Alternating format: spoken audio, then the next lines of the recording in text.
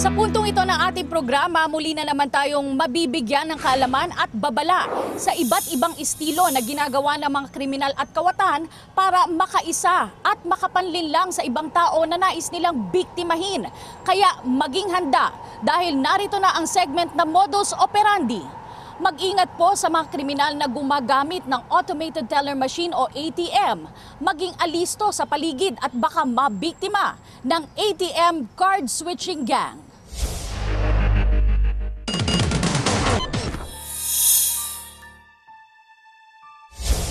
ATM o automated teller machine. Isa itong sagot ng makabagong panahon para sa mas madaling paraan ng pagkuha ng pera. Ngunit sa ngayon, isa na rin itong kagamitan upang makapanlinlang ang mga kawatan na mga inosenteng biktima. Ilang buwan pa lang ang nakararaan ay lumabas sa mga pahayagan at telebisyon ang isang bagong modus operandi na kung tawagin ay card switching.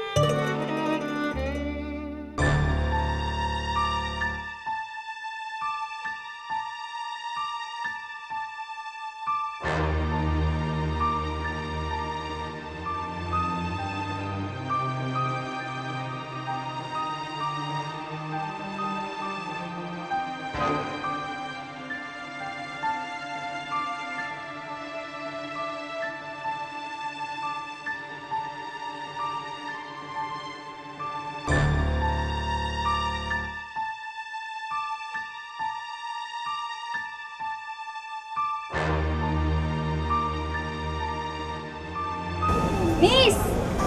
Pera mo naiwan. Pera mo naiwan dito. Check mo.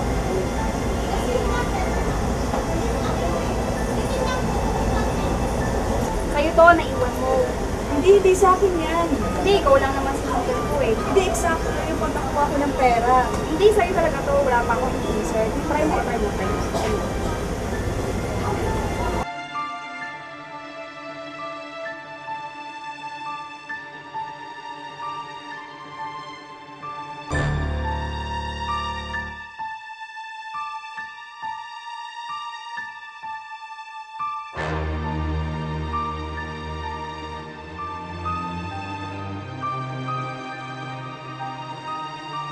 Ayon sa mga salaysay, nagsisimula ang modus na ito sa mga ATM areas. Dito, umaaktong magwi-withdraw ang mga kawatan. Dito nila iispatan at lalapitan ang mga biktima at isasagawa ang masamang balak. Ito card switching, ito yung kukuha ng ATM dun sa machine ngayon. Pag withdraw ka, na aalis ka na, and then meron sa mobile siya nakasunod na magsasabi na hahabulin ka niya, and then sasabihin niya doon sa tao na bibiktimahin niya na, ma'am, meron pong naiwan doon sa machine, and then sasabihin ngayon nung bibiktima na hindi akin, yan, sasabihin niya. Ngayon, ang gagawin naman nung kung gusto niyo i-balance inquiry niyo para malaman niyo na pera niyo to. Siyempre, ikaw naman yung in good faith, akala mo, mapagkakatiwalaan yung babae na nagbibigay siya ng 2,000. Ikaw naman ngayon, pupunta ka doon sa may machine para i-verify mo. Hindi mo alam na meron kang, yung babae na nagsabi siya, meron kasama sa likod na tinitingnan yung PIN number na pinindot mo ngayon. Ang sasabihin niya, ma'am, ako na lang po kukuha nung ATM card nyo. Siyempre ngayon, pagkaabot sa iyo nung ATM, pinalitan niya na yon. Siyempre, ang nakita niya, kamay lang eh. Pagpasok dun sa may ATM machine, hindi mo alam na pinalitan niya na yon. Then mabilis ang kamay, kaya card switching eh. May magic to eh. Parang meron silang mabilis ang mga kamay ng mga to, babae.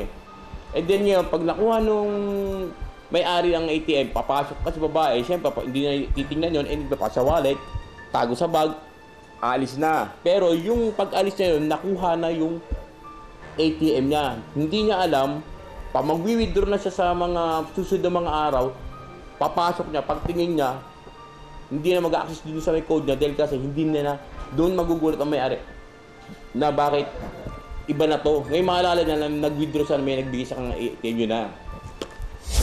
Dahil na rin sa maayos na kasuotan ng mga manggagansyo, tiwala ang biktima at papayag itong tumabi sa kanya ang suspect habang abala ito sa pagpindot sa naturang ATM.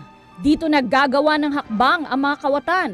Mayroon silang iba't ibang ATM card na kawangis ng sa biktima. Dahil sa bilis ng mga pangyayari, hindi mapapansin ng biktima na napagpalit na pala ang kanyang ATM card. Ano to nung nalaman nilang merong nahuli rito, marami nagpuntahan din, mga almost mga 6 ang complainant na to. Iba-ibang mga modus ang ginawa niya rito. Sir, pwede pong matanong kung ilan yung mga halaga ng nakuha? Ang una na biktima niya, na retired teacher, nakuha niya 100,000. Ginamit niya yung ATM within 3 days lang. Withdraw yun. Ngayon, isa naman, 700,000 na hindi alam ng babae na pumunta pa sa Thailand, nag-ibang bansa, pabalik na rito, ubos na rin yung ATM ng 700,000. Dahil hindi ko na alam ano pong nangyari ng iba Dahil na rin sa sunod-sunod na mga insidente ng pagnanakaw sa isang ATM machine sa loob ng isang mall, nagpa siyang magsagawa ng entrapment operation ang kapulisan. Nasa kote sa operasyon ng isa sa mga suspect habang ang isa pa nitong kasabwat ay patuloy pa ring pinaghahanap ng kapulisan. Nahuli na dito yan sa presinto sa Station 7 nung August 5, 2011 dito sa may SM Hypermarket. Ngayon, nahuli to dahil kasi may mga kasama rin siya. Matagal na palang modus na itong babae na to, na marami siyang grupo. Nahuli na rito yan ang nangyari dito sa kaso na to, yung Republic Act 8484, yung Access Device Act of 1998. Ito ang ilang payo ni SPO2 Cartalia sa ating mga tagapanood upang hindi kayo mabiktima ng ganitong klase ng modus operandi. Sa mga kinauukulan, kung sino po ang sa inyo ang hindi nyo kakilala na nagpapanggap na lalapit sa inyo, na namumuhunan din sila Hindi naman porket na namuhunan sila ng halagang ganon, ang mawawala sa ay mas malaki pa doon sa pinuhunan nila. Pagka gano'n may mga tao lumalapit sa iyo na akala mo na mababait o mapagkakatiwalaan at hindi mo naman kilala, huwag nyo na entertaining. Sa tabi nyo na lang yung sabi mo, hindi kita kilala, wala akong naiwan din sa ATM na yan or whatsoever. Dahil alam mo naman na wala ka naman talagang withdraw. Bakit ka pa pabalik sa ATM para i-verify? Hindi mo alam, kukunan lang pala ng yung number ng ng PIN code mo dun sa ATM mo. The rest doon, iba lang ang card na mapupunta sa'yo. Para sa mga kawatan na yan, mag-ingat ka kayo dahil hindi na kayo patatawaran ng mga kapulisan namin sa Station 7. Alam namin mga ginagawa ninyo. At mula sa Pulis Ako, Pulis Nyo Po program, narito rin ng ilang mahahalagang paalala kung sakaling kayo ay gumagamit ng ATM card at ATM machine. Kung gumagamit ng ATM card, siguraduhin protektado ang keypad kung saan mo pinipindot ang iyong PIN number. Laging siyasatin ng ATM machine na gagamitin. Kung mayroong kakaibang bagay sa pinagpapasukan ng ATM card, mabuting wag na lang itong gamitin at humanap ng ibang ATM machine. Huwag ipagsabi ang iyong PIN number maging sa pamilya o kaibigan, lalong-lalo na sa hindi kakilala. Pumili ng PIN number na madaling makabisa, ngunit huwag itong ibase sa birth date, anniversary o telephone number. Kung sakaling hindi lumabas ang iyong ATM card, ipagbigay alam agad ito sa kinauukulan. Kung sakali, huwag umalis sa ATM machine hanggat hindi pa naire-report ang pangyayari. At higit sa lahat, kung sakaling hindi ka komportable na may kasunod, mabuting paunahin na lamang ito bago magsagawa ng pansariling transaksyon. Palaging tandaan maging listo sa mga mapagsamantalang tao. Kanilang estilo, dapat maging alerto kayo. Maging mapagmanman sa mga taong nais man lamang. Huwag maging biktima ng kanilang modus operandi.